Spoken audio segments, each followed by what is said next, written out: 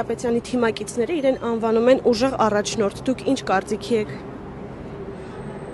Դա կլոունադա է, անհարմար է, որ իրանց ուժեղ են համարում։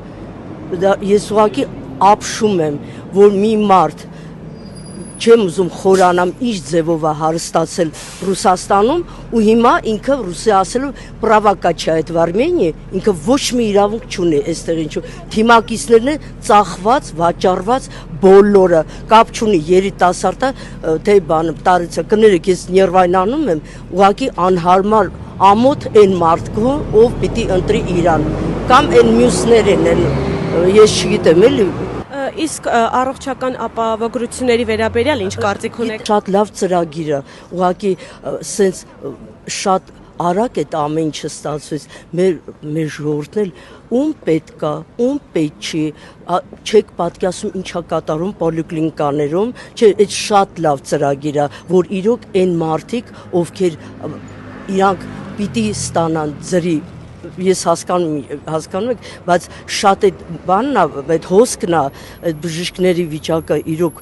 ոչ թե վատացել է, ծանրացել է աշխատանքը, բայց ընտիր դա ծրագիր է։ Օլիգարխները, այսինքն Սամվել Կարապետյանը, նախկին իշխանականները,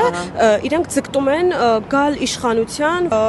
այդ մասին ինչ կարծիք կարող եք ասել։ Ու Հայաստանը կգնա կործանման, հենց այսօր ես ամենայն ազնվությամբ մի ժամ առաջ իմացել եմ, ինձ զանգել են, ասել են, որ Ղափանից կապան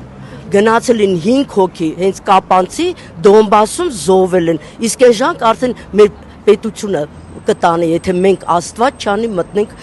Ռուսաստանի կազմի մեջ։ Ես ուղղակի ապշում եմ, ինչքան մարդ չեմ ուզում կոպիտ խոսել, ինչքան մարդ պիտի անհեռատես լինի, անգրագետ լինի, որ ընդհանրենք մեկը 5 Սամվել Կարապետյանը ինչ է արել կոնկրետ չեմ ուզում խորանամ, դուք ինձանից լավ գիտեք, ես գիտեմ այդ հոսանքի տատանումների պատճառով մենք ինչքան ենք մեր տեխնիկան կոնկրետ իմ տանկ տեխնիկան մեր հարևանը ինչքան է բացի դրանից նա բարոյական իրավունք չունի այստեղ գա 3 թե 4 թե 2 բանը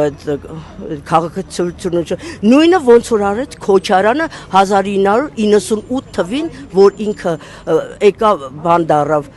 Սամանադրությունը մեր խախտեց ու դարավ երկրորդ պրեզիդենտ նա իրավունք չուներ նա հանցագործ է ու այդ շղթան ուզում են իրանք նորից բան անեն հա